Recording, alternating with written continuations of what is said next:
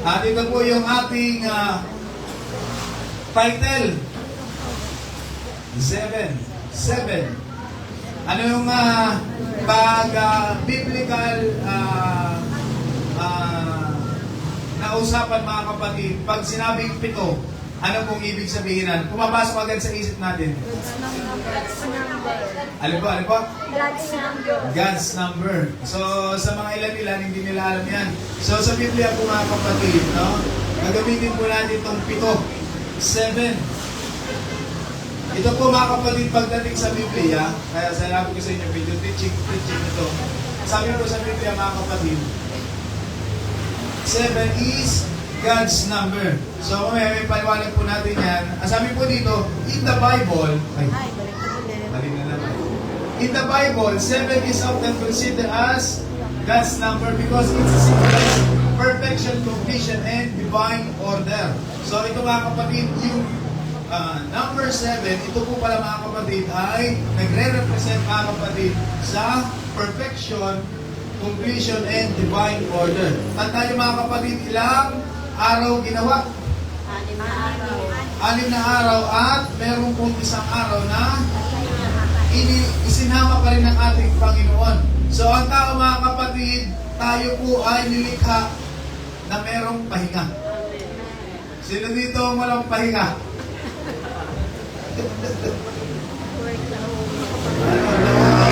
Mga workaholic. Kung may overdose, may overwork.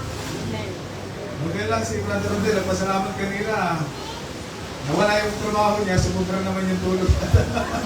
Nag-stiplik. Amen. Masama yung pagkakasama, masama yung pagkakalagay. Pagkakatulog mo. So, ito ba yung mga kapatid? Number 7 is God's number. So, nagre-represent po ng perfection, completion, and divine order. So, sabi po dito, creation, ang sabi dyan, God created the world in 6 days and rested in 7 days. So, making the week complete. So, ayan ibig sabihin completion mga kapatid, ito. Sa isang linggo, merong 7 araw. At tayo, nagtatampo tayo mga kapatid kapag hindi na kumpleto po yan. Sino dito nakulangan na ng isang linggo? Pero sa di ba sa buhay natin, minsan, yung isang linggo na babagit natin, parang kulang ang isang linggo. Sino nakakaramdam ng ganyan? Parang kulang na yung linggo, parang kulang pa yung araw. Para may sleep. At ang sabi dito mga kapatid, next, ay sa Revelation, meron pong binabanggit na 7 churches na sinong founded by 7 churches mga kapatid, sino yung nagtayo? Nakapundasyon sa ating Panginoon at minisyon po ni Pablo. At sa mga huling araw mga kapatid, meron ding 7 selyo, 7 trompeta at 7 tawag sa Tagalog yung bowl? Mangkok. Yung pa ginamit. Yung 7 seals, 7 trumpet, 7 bowls mga kapatid, ito po ay mga curse. Pagdating po mga kapatid sa mga huling araw, at tayo po ay nabubuhay sa mga huling araw, itong mga 7 mga bagay na ito mga kapatid, ito yung magre-representa ng paghihirap ng mga tao. At nawa mga kapatid, hindi na tayo umabot po dito. Sino gusto na ihirapan? Sanay ng mahirapan, sanay ng masaktan. Naku, kapag inabutan kayo ng mga 7, hindi nyo kakayanin. Pero sabi ng Biblia, mga kapatid, sa mga huling araw, sa pagdating ng ating Panginoon, pag kinuhanan niya yung mga kanyang mga tao, mga kapatid, yung mga maiiwan, nasabi ng Biblia, sila po ay hahanapin nila ang kamatayan, pero tatakbo ito sa kanila. Ibig sabihin, kung sanay ka na sa hirap ngayon, ewan ko lang sa susunod na mga panahon, mga kapatid, kapag dumating na ang paghuhukom ng ating Diyos, ang sabi dyan, yung kamatayan, mga kapatid, ay hahanapin ng tao, ngunit ito'y aalis. Ibig sabihin, anong mangyari sa iyo, hindi ka mamamatay. Mamamatay. Hirap. Kung babasahin nyo, kung pag-aaralan nyo mga kapatid, yung 7 seals, 7 trumpets, 7 bowls, mga kapatid, dito yung mga paghihirap, may mga malalaking lindol. Kaya yung sinasabi na big one, hindi pa yung nangyayari. May mangyayari dyan mga kapatid, sabi na sa Biblia, kapag dumating ang big one, mga kapatid, buong mundo ang magsasuffer. Meron din mga kapatid na kapag kung aliman dito sa mga pito ito, kapag aaralan po natin, nandyan yung mga nandyan yung mga sakit, nandyan mga kapatid yung lindol, nandyan yung dagat ay mahumula. Dahil sa mga dami ng taong namatay. Ano po? Nandyan yung matinding init, nandyan po lahat ng parusa mga kapatid. Kaya wag na nating naisin na tayo po ay mapasama pa sa makaka-experience nan. Ang gusto nyo mga kapatid makatakas dyan, gusto nyo hindi makatagpo dyan mga kapatid, maglingkod tayo ng ayos sa ating Panginoon.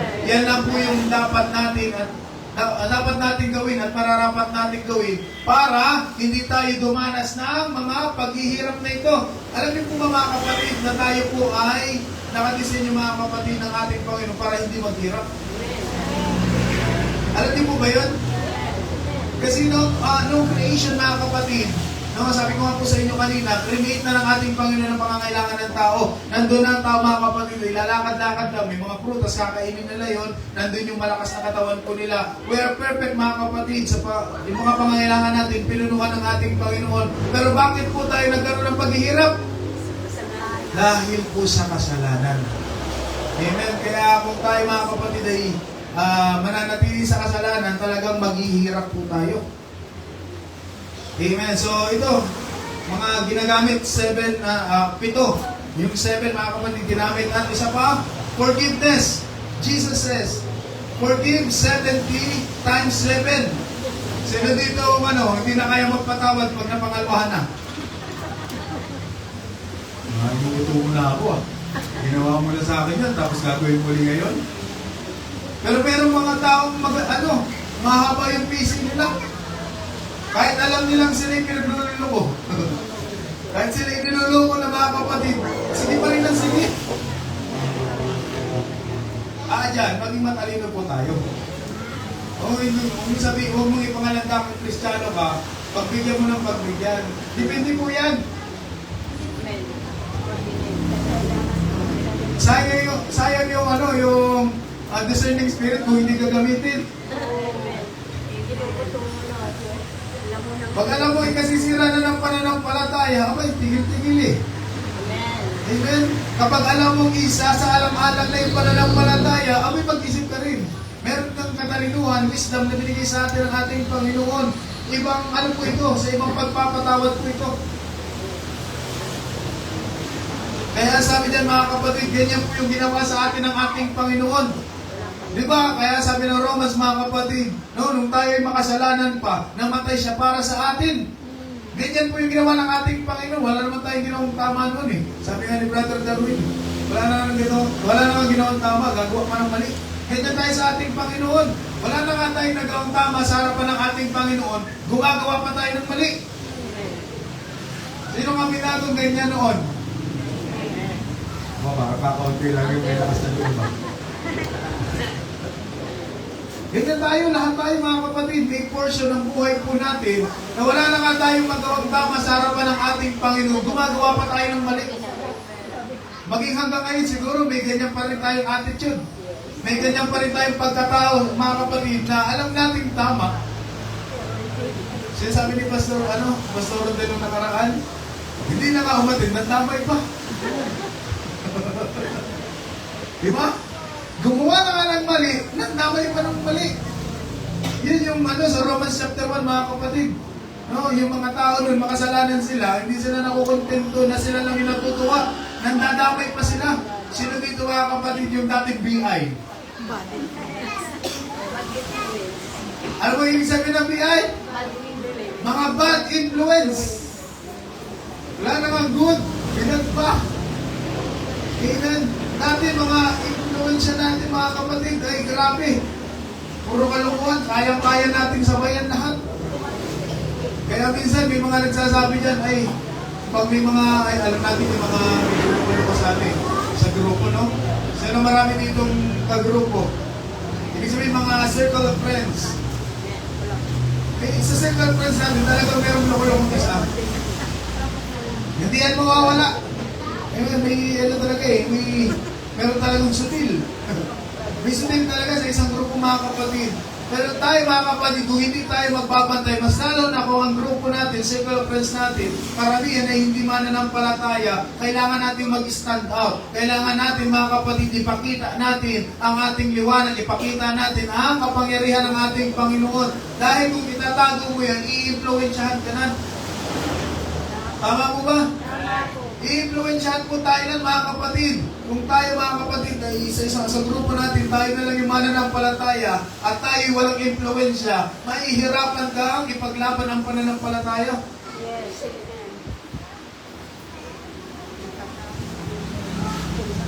Patawarin ko pa kaya ni Lord, baka sumubra ka na dyan. Isa na isip ko mga kapatid, yung mga Sodom at Gomorrah, sumubra na siguro sila dito. Ilang beses na nagpatawad ang ating Panginoon.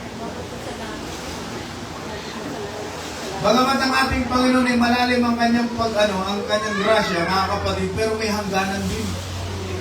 Huwag mong pupunuin ang ating Panginoon kasi meron ng mga nasampulan na sa Biblia. Ang sabi ng ating Panginoon sa Romans chapter 1, pinabayaan na sila ng ating Panginoon. Huwag nawa mga kapatid na dumating sa pagkakataon, no, na tayo po ay pabayaan ng ating Panginoon. Diyan po tayo mayayari.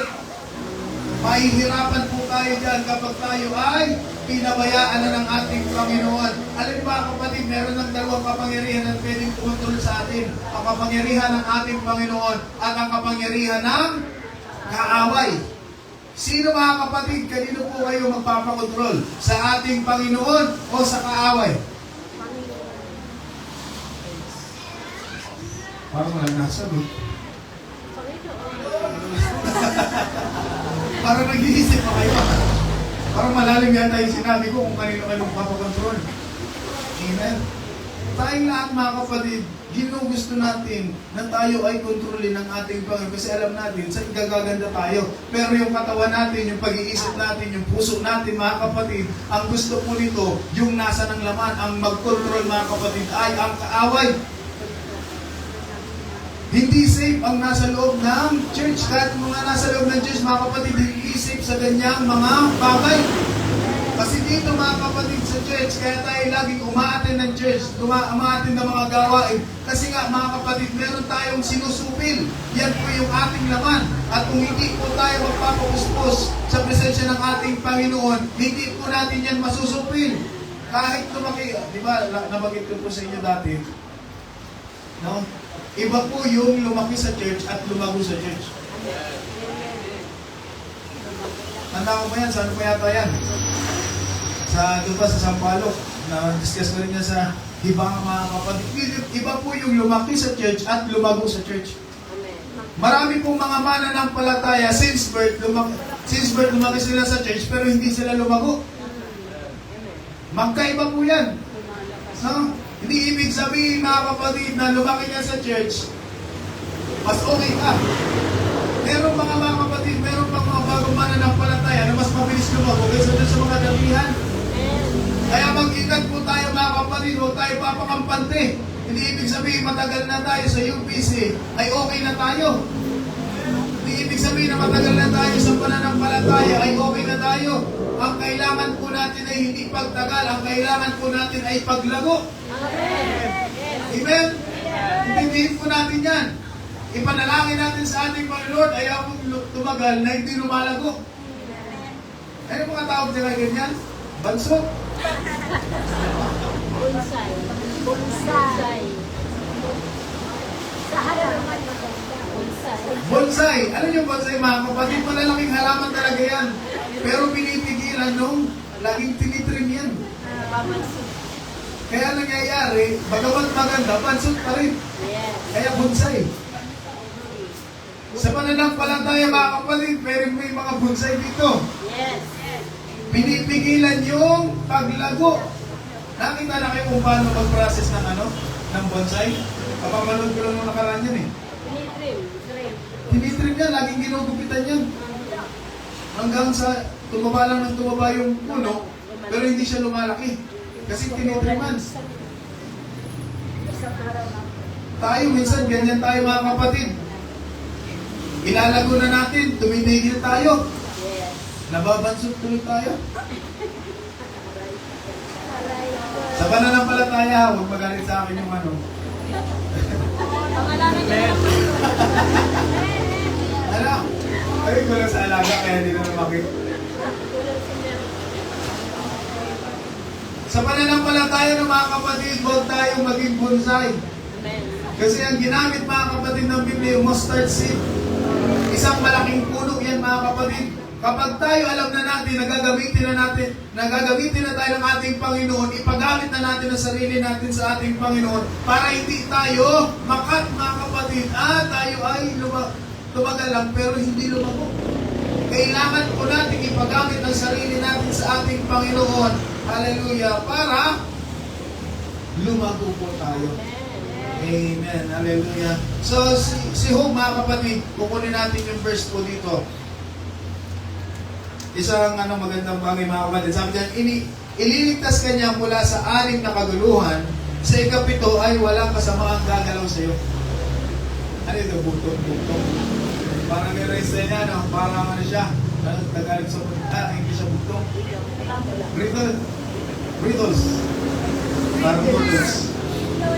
So, sabi po dito mga kapatid, ililigtas ka niya mula sa 6 na kaguluhan, sa 7 ay walang kasamaang gagalaw sa iyo. So, ang ibig sabihin lang po ito mga kapatid, no? Pagpapakita lang po ito ng kapangyarihan ng ating Panginoon. Alam natin nung tinanggap natin ng ating Panginoon, nung tinanggap natin si Lord, kasama dun yung pagsubok. Alam niyo ba yun mga kapatid, nung tinanggap natin ang pananampalataya, may kasama po yung pagsubok. Ang tinanggap po natin ay hindi lang pagpapala. Kasama po sa pagtanggap natin sa ating Panginoon ay pagsusubok. Magkapartner po yan, pagpapala at pagsusubok, testing. Kasi kung walang testing ang pananampalataya, hindi po ito makikitang dalisay. Ang pananampalataya na meron tayo, dapat ito ay dalisay. Kasi tinawag ng ating mga Panginoon ng mga tao para maging dalisay, maging quality Christians. Kaya tingnan niyo mga kapatid, hindi tayo ganun karamihan. Pansin niyo ba yan? Hindi po tayo ganyang karamihan. Kasi hindi natin habol yung quantity. Yung dami. Anin mo yung madami kung papunta rin naman yan sa kapahamakan. Ang kailangan po natin yung quality para kahit anong pagsubok na pagdaanan natin, hindi yan aalis sa pananampalataya, hindi yan aalis sa ating Panginoon dahil quality nga ang ginawa ng Diyos. Kaya tayo manalangin mga kapatid. Alam niyo, isama natin sa prayer, Lord, gawin mo akong quality Christian. Yung proven and tested. Pasado sa ICC. Di ba yung mga product natin, dadaan niya sa ICC? Quality control. Quality control. QC, nilalagay din mga kapatid. Pina-quality control tayo ng ating Panginoon. Kapag medyo meron tayo, may kakulangan tayo mga kapatid, anong ginagawa? Tinatapyasan niya ni Lord. Kaya may maraming dumadating na pagsubok sa atin dahil tayo po ay nakadesenyo po dyan. Kasama po natin tinanggap po yan mga kapatid. Kaya alam natin mga kapatid, no? Alamin natin, i-identify natin na ang pananampalataya ay hindi lang laging blessing. Meron din niyang testing. Kaya sabi ng Romans, at yamang mga anak, tayo mga tagapagmana. Sino din yung mga tagapagmana? Heirs of the kingdom. Mga tagapagmana ng kaharian. Sabi dyan, tayo tagapagmana ng Diyos at kasamang tagapagmana ni Kristo sapagkat kung tayo kasama niya sa pagtitiis, tayo kasama niya sa kanyang kalwalhatian. Amen. Kaya kung marunong tayo magtiis, ang sabi ng verse, mga kapatid, ang pagtiis hanggang sa wakas ay maliligtas. Meron pong pagtitiis sa pananampalataya. At kung marunong tayo magtiis, merong kalwalhatian na ibibigay sa atin ng ating Panginoon. Magtiis ka lang dahil nandiyan ang pagpapala at ang pagkilos ng ating Panginoon. Amen. Kasi kasama po yan sa kontrata. Kasama po yan sa last will. Sino dito yung mga yayamanin? Ay, nanonood lang, mga kapatid. Yung mga mayayaman, di ba, nanonood kayo, meron mga pa last will. Sa atin, mga ano eh, huling bulong lang eh. Anak, yun na yung utang ko, bayaran. Patay. Pamanang utang. Pero sa mga mayayaman, nakikita natin, may mga activity talaga yan. Pagbata pa ang anak, pagdating mo ng 18, saka mo makukuha yung mana mo. Yan, nakikita natin sa mga pelikula. Ganon din mga kapatid, sa pananampalataya sa ating Panginoon, nung tayo tinanggap natin ang ating Diyos, automatically, nung tayo po ay napuspos ng Banal Espiritu, nagkaroon tayo ng selyo, at tayo ay naging tagapagmana ng kaharian ng ating Panginoon. Pero merong catch, merong pagsubok na pagdadaanan ka. Kung paano sinubok ang ating Panginoon ay dadaan ka din doon. Ang sabi ng Biblia, walang nakakahigit sa kanyang Panginoon. Kaya kung ano yung pinagdaanan ng ating Diyos, mga kapatid, ay pagdadaanan din natin. Pero note this, mga kapatid, na yung pinagdaanan ng ating Panginoon, hindi yun mahirap para sa Kanya. Kaya sa atin, kapag pinagdaanan natin yun, hindi rin yan magiging mahirap. Bakit? Dahil kasama po natin ang ating Panginoon sa bawat pagsubok na ating pagdadaanan. Nandiyan ang ating Diyos. Kaya siya yung umuna eh. Kaya siya ang umuna. Dahil para alam niya kung ano yung mga solusyon. Kaya Brother Darwin, merong solusyon. Amen. 1,000. Merong solusyon, merong infinite answers, mga kapatid, sa isang questions. Ganyan po ang ating Panginoon. Kaya tayo'y tagapagmana ng hari ng mga hari at Panginoon ng Panginoon. Anong klaseng pagpapala meron yan, mga kapatid, na ibigay sa ating dating mga kasalanan, pero ngayon ay pinagkalooban ng ganyang mana ng ating Panginoon. Dito sa lupa, wala tayong maging mana. May lupa, pinag-aawayan pa. Sa langit, meron, mga kapatid. Ikaw nang bahala, mga kapatid. Ang sabi ng Biblia, mga kapatid, in my Father's house, there are many mansions. Sa bahay ng aking Ama ay maraming mansion. Dito, 100 square meter, nag-away-away pa. Doon, mga kapatid, sa langit, mansion ang atin. Doon po tayo pupunta, doon tayo titira sa mansyong hinihanda ng ating Panginoon. Kaya yung mga material na bagay dito sa lupa, mga kapatid, huwag natin masyadong pagtuunan ng pansin dahil mayroong Diyos, mga kapatid, na naghahanda ng isang lugar na kalalagyan po natin sa piling ng ating Diyos. Amen. Kaya tiis-tiis lang. Pag umuulan-ulan, tiis-tiis lang. Tiis lang, mga kapatid. Hindi ito permanente. Kasunod, mga minamahal, huwag kayong magtaka. Sabi niyo sa inyo, mga katabi, huwag magtaka. Kumbinsin niyo, baka niyo na kumbinsin. Magtaka. Mga minamahal, huwag kayong magtaka sa mabibigat na pagsubok na inyong dinaranas na para bang ito'y di pangkaraniwan. Sa halip, magalak kayo sa inyong pakikibahagi sa paghihirap ni Kristo upang maging lubos ang inyong kagalakan kapag nahayag na ang kanyang kaluwalhatian. 14, pinagpala kayo kung kayo'y kinukutya dahil kay Kristo sapagkat sumasa inyo ang Espiritu ng kaluwalhatian, ang Espiritu ng Diyos. Amen. Hallelujah. Kaya mas matuwa pa tayo kapag niloloko tayo, ay, born again ka? Ibig sabihin, nakikita sa iyo ang ating Panginoon. Kasi kung hindi ka binabati na ganyan, kaparehas ka lang nila. Hindi ka babatiin kung wala kang pagkakaiba. Tama po ba? Kasi nakaranas ng ganyan, oy, mo ba? Sure ka dyan? Hindi, lagi ka na rin nakapalda. Papahaba na rin ang buhok. Magpapahaba ka na rin ng buhok. Itatapon mo na rin yung mga make-up, tatanggalin mo na rin yung mga Magmumukhang siyang yung mga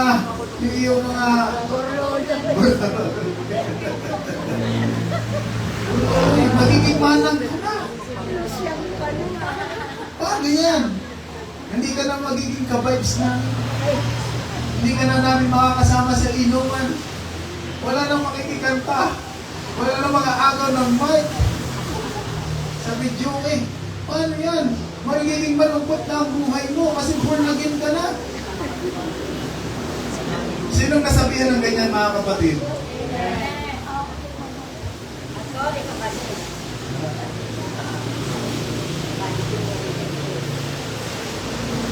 Pero tingnan niyo mga kapatid, in the long run, yung pagbabago mo, pinupuri nila ang ating Panginoon. Tingnan mo si Kumari, tingnan mo si Kumpare, tingnan mo si Francis, si Mars, walang tawag sa ating mga kapatid, tingnan mo yung buhay nito ng iba nung naging mananampalataya. Sa una lang po yung pagkukutya. Kasi bago po sa kanila, pero kung makita nila ang kadakilaan ng Diyos sa iyong buhay, mga kapatid, mapatunayan nila na ang iyong buhay ay hindi napasama, kundi napabuti. Dahil po yan sa kagagawa ng ating Panginoon na nagbabago ng buhay ng isang tao. Hallelujah! Dati, kapag may problema, depressed ka na agad. Pero ngayon, kapag may problema, masaya ka. Bakit? Dahil alam mo, kikilos muli ang ating Panginoon at ipapakita muli sa iyo ng ating Diyos na mayroong magagawa ang Diyos na pinanampalatayanan po natin. Maging excited tayo kapag may dumadaan ng mga pagsubok. Kasi sa ganyang pamaraan, makikita natin ang pagkilos ng ating Panginoon. Maging excited tayo. Sabi nga ng Biblia mga kapatid, di ba? Magalak po tayo kapag may mga pagsubok dahil sa ganyang pamamaraan, sa ganyang sitwasyon, makikita mo yung kadakilaan, kapangyarihan ng ating Panginoon. Kaya makikita mo, may excited naman, kikilos na naman si Lord. Maging ganyan po yung isipan po natin. Huwag yung pag tayo may pagsubok, ay lamyang-lamyang tayo.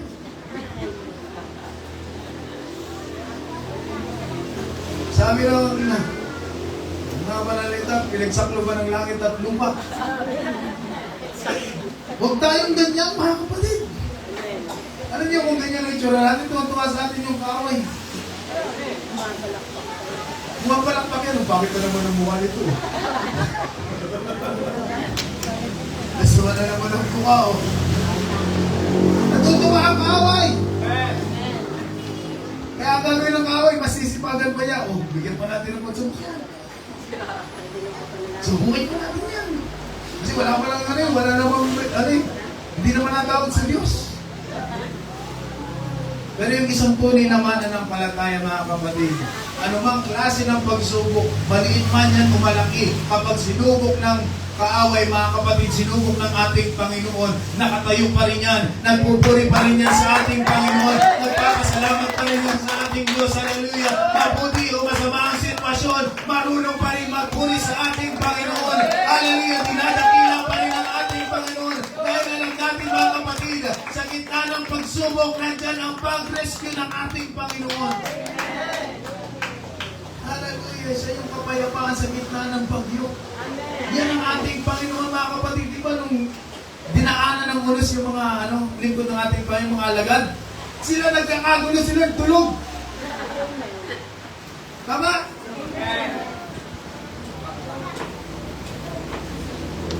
Kapag yung mga buhay na agad, pag may mga ulos, no? Hindi ka pwede makatulog doon. Tuga-uga ka nun. Kasi na, kung maliit yung bangka, tas malalaki yung alon, matatakot ka, pero si Lord, tulog. Amen. Kalmado. Nananaginip pa siguro yun. Isa lang dapat natin makita dun, mga kapatid. Kapag si Lord, kalma, umalma ka lang din. Di ba sinabihan yung mga alagad, ang liliit ng yung pananampalataya? Si Lord nga tulog eh. Kasi na, ano tawag ito mga kapatid? Yung ano? Aligagak na. Napaparaling na. Wala lang naiisip ako ba? Wala na ako. Di ako marunong maglangoy. Di kasi ako tinuruan ni mama eh.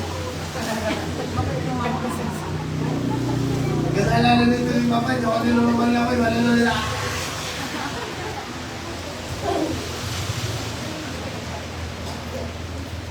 Kaya sa atin mga kapatid, kung ang Diyos mga kapatid ay kalma, huwag tayo mag-isip mga kapatid. Kasi tayo ay nasa ating Panginoon. Kung ang Diyos ay nananahan sa atin mga kapatid, ano yung dapat natin ipag-alala? Di ba yan ang sabi ng Biblia mga kapatid, ang Diyos ay nananahan sa kanyang mga anak.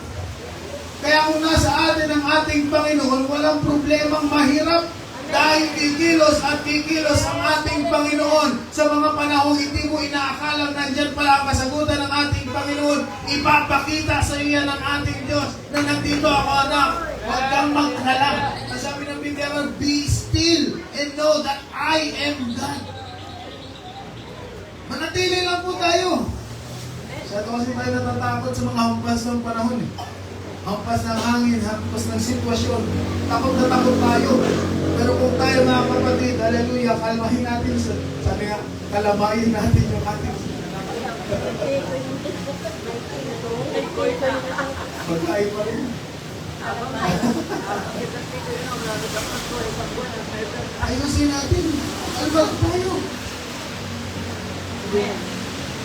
Mga kapatid, yung inanili ni Sister Melos, nag-pray na siya eh.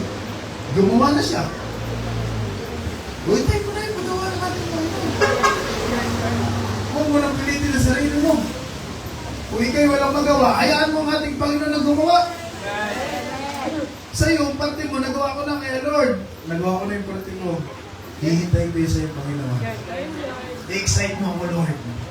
Hallelujah. Ganyan gawin natin. Maging positibo tayo sa lahat ng sitwasyon ng buhay po natin. Maging positibo tayo kasi kung tayo ay magpapalumok mga kapatid, mas lalo tayo mahihirapan. Kaya sabi po dito mga kapatid, 16, ngunit kung kayo'y magdusa dahil sa pagiging Kristiyano, huwag ninyong ikahiya ito. Sa halip, magpasalamat kayo sa Diyos sapagkat taglay nyo ang pangalan ni Kristo. Hallelujah! Ang sabi nga mga kapatid, nung kay Nanay Lilin, no? Hindi ko talaga malilimutan yung kanyang testimony. Nag-born again ka pa, naghirap ka tuloy. Galing talaga ng testimony ng Nanay Lilin. Hindi ko talaga malimutan yung mga kapatid. Born again ka pa kasi yan tuloy, naghihirap ka. Galing na sagot ni Nanay Lilin, bakit mayaman ba tayo noon? Diba? Mas maganda pa nga yung buhay ngayon mga kapatid dahil meron tayong tinatawagang Diyos na sumasagot sa ating mga dalangin mga kapatid. Tuwing tayo mga kapatid ay tumatawag, nandiyan ang pagtugon ng ating Panginoon. Mas maganda ang buhay natin ngayon dahil kasama natin ang buhay na Diyos na siyang nag-iingat sa bawat isa po sa atin. Kaya huwag niyong ikahiya ang pagiging Kristiyano dahil mas nakikita po mas nakikita mga kapatid ang Diyos sa buhay natin kung ito ay ipamumuhay natin. Ang sabi dyan mga kapatid, no? Taglay natin ang pangalan ni Kristo. Ano sabi ng Biblia? There is power in the name of Jesus. Merong kapangyarihan sa pangalan ng ating Panginoon. Kaya kung taglay natin ang pangalan ng ating Panginoong si Kristo, meron tayong kapangyarihan, hallelujah, na galing sa ating Panginoon na ikagagamit natin sa mga sitwasyon na mahihirap. Nandiyan ang pangalan ng ating Panginoon in Jesus' name. Sa pangalan ng ating Panginoong Isus, kung may karamdaman ako, tatanggalin ito ng ating Panginoon. Sa pangalan ng ating Panginoon, kung may mahihirap na sitwasyon, ito'y gagapin ko. Sa pangalan ng ating Panginoon, merong katagumpayan. Sa pangalan ng ating Panginoon.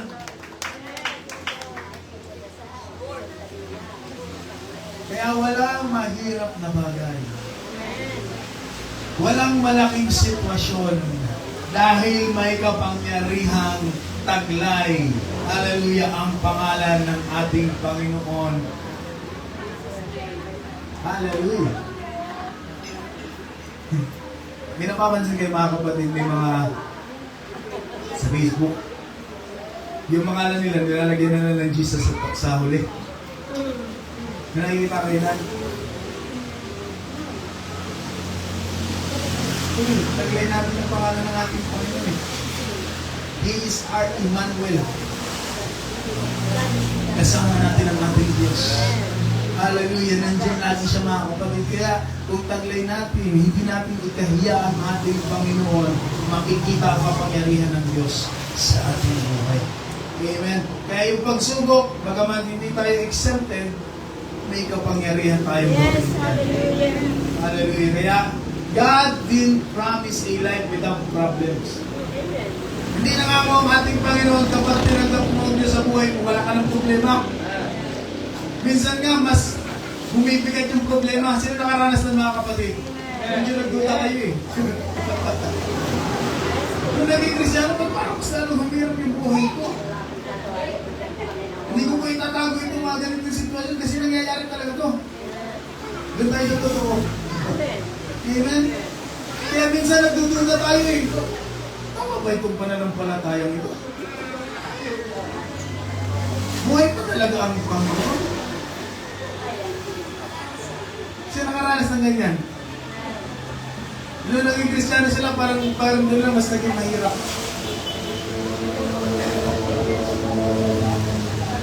Sabi nila naman, ang Diyos, hindi siya nangako na tatanggalin niya yung problema. Hindi siya nangako na tatanggalin niya yung mga pagsubok. Hindi siya nangako mga kapatid na hindi tayo babagsak. Hindi siya nangako mga kapatid na hindi tayo mabibigo. Ang pangako niya, tutulungan tayo ng ating Panginoon. Hindi niya tayo pababayaan, hindi tayo iiwan. Yan po ang pangako ng ating Panginoon sa kanyang mga anak. Hallelujah. Praise God. He promised to be with us and help us through them.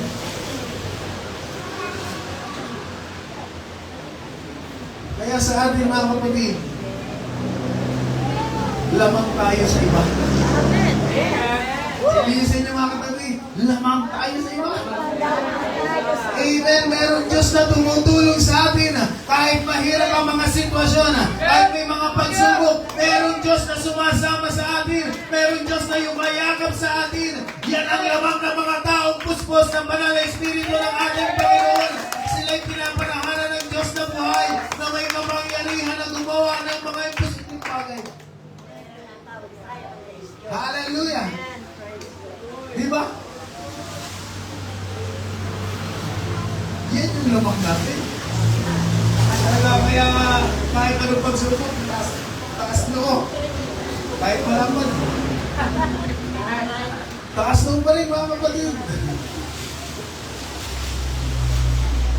Meron Diyos na tumutulong at umaalalay sa mga anak niya.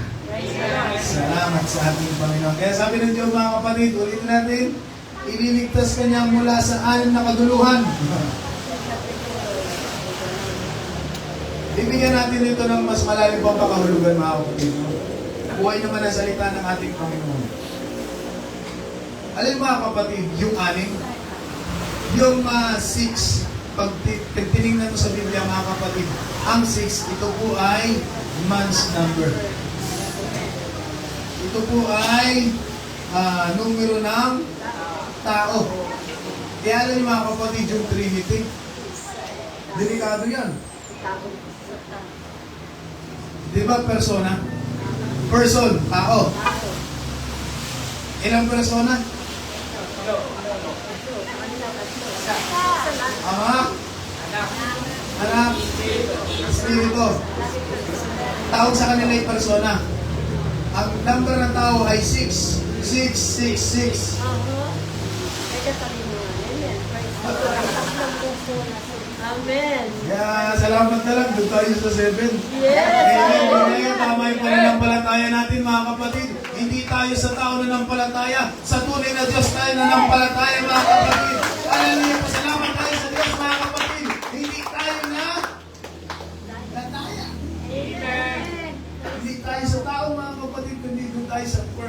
God. Praise the Lord. Hallelujah. 7 mga kapatid, ito mga kapatid, man was created on 6th day. Di ba sabi nga kanina, yung 7, yun yung perfect. So, we fall short, ang sabi ng Romans mga kapatid, sa ika-6. So, we are incomplete. Not perfect. So, 6 falls short, ayan, of 7, which is God's number and perfection and completion. So, hindi tayo kompleto. Hindi rin tayo perfect kasi pang-anim na araw tayo. 3,000. This is why, no, Revelation 13:18, the number of the beast is 666. Yan.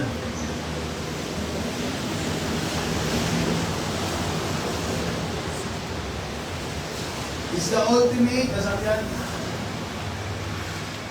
the number of the 666 is, it's the ultimate symbol of man's rebellion, imperfection, falling short in God's perfection. So, tao ay hindi siya perfect. Tayo po ay may pagkukulang. So, sabi niyan mga kapatid, no, ginamit yung word. Si Job mga kapatid, no, inire-relate lang natin. Sabi niya, iniligtas ka niya mula sa anim na kaguluhan. So hanggang tayo mga kapatid ay mamuhay sa kapamaraanan at karunungan ng tao, hindi tayo makakasigurado na walang kaguluhang dadating sa atin. Meron at meron talaga. Kasi nga po, is incomplete INC. Incomplete, kulang. Diba yung nilalagay sa mga sa mga thesis? INC, hindi ka makagraduate. Bakit? Kulang. Sablat. So dito hindi ka graduate dahil INC. May bagsak. Hindi. INC din yun. Hindi mo na kumpleto. So, 6, mga kapatid, we are weak and incomplete. Mahina talaga tayo. Amen. Tayo po ay hindi kumpleto kung wala ang ating Panginoon. So, hanggat tayo ay nananangan sa ating kakayanan at hindi natin isinasama ang ating Panginoon sa ating mga plano, ayari talaga tayo. May hirapan po tayo mga kapatid. Ngunit, kung tayo po ay tatalima at susunod sa ating Panginoon, mararamdaman natin ang protection ng ating Panginoon. Mararamdaman natin ang paggabay ng ating Panginoon kung tayo ay tatalima, kung tayo ay susunod sa ating Panginoon. Kaya maraming pagkakataon na ang tao, na tayo mga kapatid ay nahuhulog sa patibong ng kaaway kasi nga kulang yung ating kaalaman. Ano yung mga kapatid ng kaaway, matalino po yan. Mas matalino yan sa atin. Ilang libong taon na yan nag-i-exist dito. Tayo, ilang taon pa lang tayo mga kapatid. Kaya ang kaaway, alam nila yung paikot-ikot ng ating mga rason. Kaya kailangan natin ang wisdom and knowledge ng ating Panginoon para hindi tayo maisahan ng kaaway. Tama po ba? Magaling yan. Ang kaaway, magaling siya mag-deceive. Magaling siya mag-daya. Yung unang tao nga, nadaya niya eh. Ikaw pa kaya? Sino yung unang tao nadaya ng kaaway? Si Eva. Ikaw pa kaya? Si Eva, mga kapatid, si Adan. Di ba? Sabi ng Biblia, sila Adan, sila yung nagpangalan sa lahat ng mga animals. Iba't ibang klase ng mga ano yan, iba't ibang klase ng mga hayop. Pero, nadaya pa rin. Matalino na yan. Ikaw pa kaya? Mahina sa mat. Ako mahina ako sa mat. Kaya nyo akong dayain. Kaya hindi ako nagkwenta eh. Yung asawa ko na ngayon na nagkwenta. Mahina ako sa mat. Tapos wala akong pangabuno.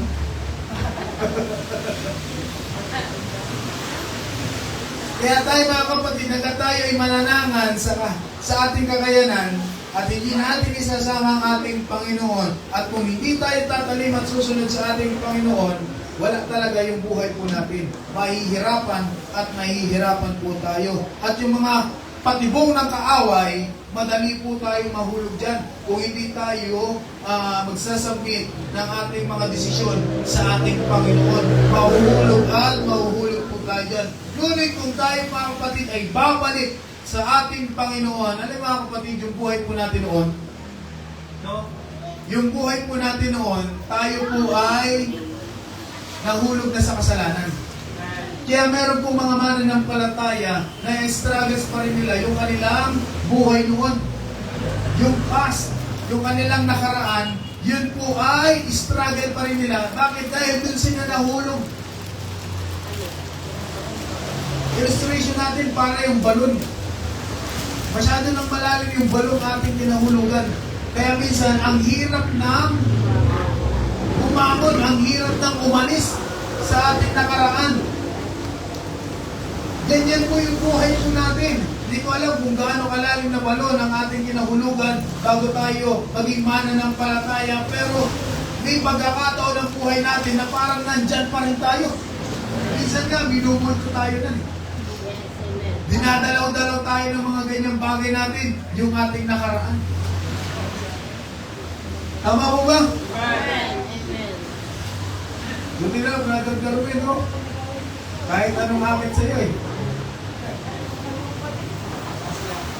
Brad, shut ka muna. Buti na lang, nakaupir na niya yun. Pero sa iba, medyo critical yung ganong akit. Kasi biglang naglalaway, ano kaya lasa ko yun? Nagbago na kaya lasa ko yun ng ano? Ng lunik? Nagbago na kaya ang amoy ngayon ng usok? Yung iba, nakugal na nila, pero yung iba, critical. Binubulto pa rin sila nung kanilang nakaraan. Kaya sa ating mga kapatid, no? Ito yung kagandahan. Kahit po tayo ay nasa block sa mga mahihirap na sitwasyon, mayroon Diyos na nagliligtas sa atin. Amen? Ililigtas ka niya mula sa aning na kaguluhan. Number 6, tao, kaguluhan. Amen? Kahit tayo kasi minsan kasalanan natin eh. Amen eh. Kasalanan natin yung ating pinagdagawa kaya tayo nahulog sa ganito. Masyado kami titiwala sa tao. Na-scam ka tuloy. Real talker. Real talk na. Di ba? Masyado tayo nagtitiwala sa tao. Masyado tayong kampante. Mas lalo lang kung maamaw mo ka. At may nakikita tayo sa una. Masyado tayong kampante. Ganyan naman ang kaaway, di ba? Papakita niya muna yung magagandang bagay pagkatapos. Kapahama ka lang, alam niyo yung kwento sa impyerno? Kwento lang yun. Alam niyo yung mga kapatid? Yung pinapili yung tao, kwento-kwento lang to illustration lang. Kwento-kwento lang to. Nasabi mga kapatid nung may elevator kasi. May elevator, yung isa papunta sa langit, yung isa papunta sa baba. Siyempre sa baba, yung impyerno, sa taas. Impyerno, baba. Masabi ko nung isa, kasi siya noon, nung buhay pa siya, ay siya gusto niya yung mga nightlife, gusto niya mga kapatid yung mga vices, yung mga makumundong gawain. Kaya inisip niya, kung pupunta ko sa langit, hindi ko na magagawa yung aking mga yung aking mga ginagawa noon, yung nag-iinom, lahat ng mga bisyo, hindi ko na magagawa noon. Tapos may isa doon nakatindig sa malapit sa elevator, yung isang ano tawag doon? Promo, yung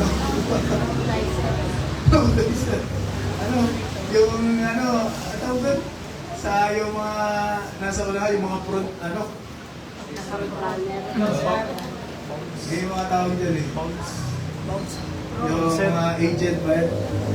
Sabi niya ay, testingin mo muna sa impyerno. Tingnan mo muna. Recruiter. Para promote. Tingnan mo muna. Nasabi nung nandun sa, malapit sa, pintuan ng impyerno, testingin mo muna. Kasi hindi mo pa naman alam, yung sa langit, alam na natin, kasi sinasabi mo buhay pa tayo, sa langit ay maganda. Testingin mo muna sa impyerno. Kasi hindi mo rin malasabi, malay mo, magustuhan mo. Kung hindi mo naman gusto, wala, okay lang sa akin, hindi ko baka sa langit. Sabi no, sige, sabi ng tao, sige, testingin ko nga sa titignan ko nga yung impyerno. Testingin. Pasok siya. Baba sila sa impyerno. Ang sabi doon mga kapatid, nang pagkita niya, pagbukas, ang ganda, ang liwanag, ang daming mga ilaw na nagpatay buhay. Ito yung buhay. Sabi ng yung buhay, hanap sa mga kapatid ko, may tungkol-tungkol, may mga lingkungan. Pero mga gusto ko, may tapos meron may mga nagdudugan na nakakabog ng yung dibdib. Super basic. Ito yung maganda, alam ko, ang impyerno, mainit ka lang pagdurusa. Maganda ito, tapos mga nakaisang oras na siya. Nasami niya dun sa taas, dun sa kasama niya, na pinakita sa kanya. Sabi niya, uy, dito na lang ako. Sa impyerno na lang ako, maganda pala dito. Sabi nila, maganda sa langit eh. Dito na lang ako sa impyerno. Sabi nung kausap niya, sige, punta tayo dun sa pinagmulan natin, pumirma ka. Pumirma ka. Kaya sila, pasok sila, akit ulit. Paglabas, permahan na. Sa impyerno ka na. Hindi ka na sa langit ha. Oo, maganda din kasi dahil sa'yo sayaw eh. Pasok ulit sila, pagbaba niya mga kapatid, pagbukas, nandun na yung nagdagdagan ng apoy, nandun na yung mga, nandun na yung mga hinampas-hampas, alam mo na natin yun sa natin eh. Nandun na yung mga tao pinapahirapan, nandun na yung sinasabi sa Biblia, malalaking uod na papasok sa iyo mga kapatid. Ano yan, mga kapatid sa impyerno, merong mga uod na hindi namamatay. Papasok din sa impyerno, lalabas sa mata, pasok sa bibig, labas sa puwit, kaya mga ganun mga kapatid, hirap na sitwasyon. Ang sabi niya doon mga kapatid sa bakit ganito na? Kala ko maganda sa impyerno. Kala ko may mag-ilaw-ilaw, saka yung may mga tugtugan, bakit ganito na? Ang sabi nung kasama niya, ano lang yun, promotion lang yun, pero ito talaga yung tunay. Pangakit lang pala. Promotion lang pala. Ganun po ang away mga kapatid. Aakit-akitin ka sa una, mukhang maganda ang kasalanan, pero pagdating sa huli, sisirain ka na ng kaaway. Kaya sa ating mga mananampalataya, huwag po tayo sa nakikita natin. Dapat din tayo mga kapatid sa nararamdaman natin mga kapatid. Hindi yung magandang bagay, kundi yung magandang pakiramdam. Nasa tuwing bababa ang presensya ng ating Panginoon, nandiyan ang ating kagalakan, nandiyan ang ating kalakasan mga kapatid. Hindi sumunod. Kahirap mga kapatid, yung busog lang tayo sa mata. Gutom naman ang ating kaluluwa. Doon na tayo sa Diyos mga kapatid. Hindi nga natin nakikita, pero nararamdaman natin ang kapangyarihan po ng ating Panginoon. Huwag po tayong papadaya mga kapatid. Merong Diyos na tumutulong po sa atin. Kaya yung mga nakaraan mga kapatid, pag nililigaw-ligawan ka na, pinupromote lang yun. Sisirain ka ulit doon mga kapatid. Buti nga nakaahon ka na sa buhay na ito eh. Dahil sa ating Panginoon, pupunta ka na naman dyan. Huwag na mga kapatid. Ililigtas po tayo ng ating Panginoon sa kaguluhan ng buhay natin. At ang Diyos mismo ang siyang magliligtas sa iyo. Hahawakan ka ng ating Panginoon. Hihigitin ka ng ating Panginoon. Papunta sa Kanya. Yan ang gagawin ng ating Panginoon. Huwag na tayong pumunta sa Diyos. Amen. Mahirap. Sa maganda lang sa una, mahirap po yan mga kapatid. Mas maganda yung maganda sa una hanggang sa huli, masaya po tayo at matatagpuan lang po natin yan sa ating Panginoon. Kaya sabi mga kapatid, in Christ, our past is forgiven and cannot stop the future He has planned for us. May magandang plano ang Diyos sa ating mga kapatid. Kaya kung tayo ay nasa ating Panginoon sa ikapito, Kay Lord, mga kapatid, sa ikapito, walang kasamaang gagalaw sa atin. Kung tayo ay nasa ating Panginoon, walang makagagalaw sa atin. If God be for us, who can be against us? Hallelujah! Walang makakagalaw. Walang mga pagsubok, mga kapatid, na mahirap. Kapag tayo ay nasa ating Panginoon, laging tagumpay ang buhay. Laging tagumpay ang pananampalataya. Amen. Praise the Lord. Hallelujah! God's protection. Amen. God protection. God's protection. Kaya ano bang plano ng kaaway para sirain ka, hindi magwawogi sapagkat walang makakagalaw sa kinumpleto ng Praise Diyos. the Lord. We are complete in Him. Amen. Tayo ay kumpleto. Buo sa ating Panginoon, mga kapatid. Yan, sinabi ng Colossus, mga kapatid, kayo'y ginawang buong buo. Amen. Hindi lang basta buo, talagang pinong buo. Amen. Dahil sa pakikipag-isa nyo na siyang ulo ng lahat ng pamunuan at pamamahala. Amen. Hallelujah. Kaya tayo ay kumpleto na sa ating Panginoon. We are complete in Him. Walang ibang kayang gumawa nan kundi ang ating Panginoon. Kinumpleto tayo ng ating Panginoon sa lahat ng aspeto. We are 6. Pero naglilingkod tayo sa perfect God, mga kapatid. Siya ang kumukumpleto po sa atin. Mula sa buhay nito hanggang sa pananampalataya, kinukumpleto tayo ng ating Panginoon. Masaya po ba kayo, mga kapatid? Kaya araw-araw, sabi ng kanta, binabago mo ko araw-araw. Kinukumpleto mo ko araw-araw, Panginoon. Hallelujah, pag-ising sa umaga hanggang sa pagtulog natin, kinukumpleto tayo ng ating Panginoon. Hindi tayo binabawasan, kundi mas lalo pa tayong pinag-uumapaw ng ating Panginoon. Kaya magpasalamat tayo sa Diyos. Amen. Dahil sa Kanya, ang bawat isa sa atin ay laging buo. At last na ito, mga kapatid. 7 things that make us complete in Christ. Una, pinatawad tayo sa ating mga kasalanan. Sino dito pinatawad na sa kanyang mga kasalanan? Kasunod, binigyan na tayo ng panibagong pagkakakilala. New identity. Dating pasaway, ngayon ay ano na kayo? Parang nag-iisip kayo ano pa ba ako ngayon? Mabuti na. Mabuti na kaunti, Pastor. Binago tayo. We are new creature. Sabi ng Biblia, mga kapatid, at tayo po ay pinapanahanan na ng banal na Espiritu ng ating Panginoon. At meron na tayong Amen. magandang relasyon sa ating Panginoon. Sabi ng Biblia, we are friends of God. Hindi na tayo enemy. Amen. Hindi na tayo kalaban ng ating Panginoon. Tayo, mga kapatid, ay we are peace with God. In peace with God, mga kapatid, tayo ay may magandang relasyon na sa ating Panginoon. At binigyan na tayo ng otoridad ng ating Panginoon. Dati noon, no? Pag may sakit tayo, saan tatakbo? Albularyo. Doktor. Pag walang pera, albularyo. Yes. Magpapadura, magpapalaway, Siguro, bagsak ang ano nila. Bagsak ang negosyo nila ng COVID, no? Bawal ang dudura na eh. Wala nang palaway. Wala na lawin na. Ano muna, susulat-sulat muna. Hindi ko alam kung natin o ano yun. Parang reseta din yata ng doktor yun. Latin. Latin. Lati yun. Parang reseta rin ng ano eh.